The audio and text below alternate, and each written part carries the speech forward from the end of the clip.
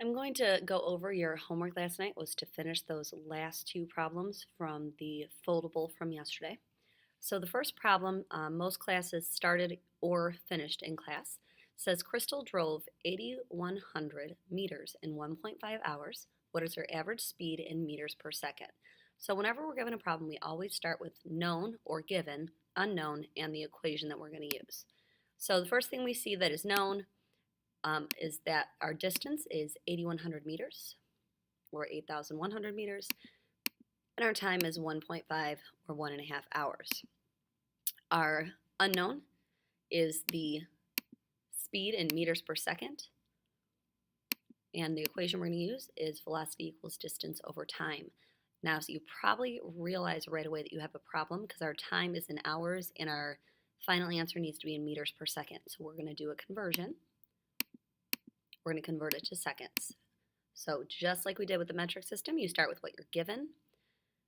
Same unit goes diagonal. We know the conversion from hours to minutes, so we can put minutes above, and then we can do minutes to seconds. You can always make sure you're ready by crossing off the ones that are alike, and then you can start to fill them in. So there's 60 minutes in 1 hour and 60 seconds in a minute.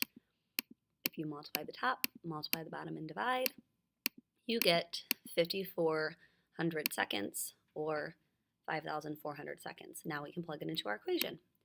So velocity is 8,100 meters divided by 5,400 seconds, which can be reduced to 1.5 meters per second, which is our average speed in meters per second.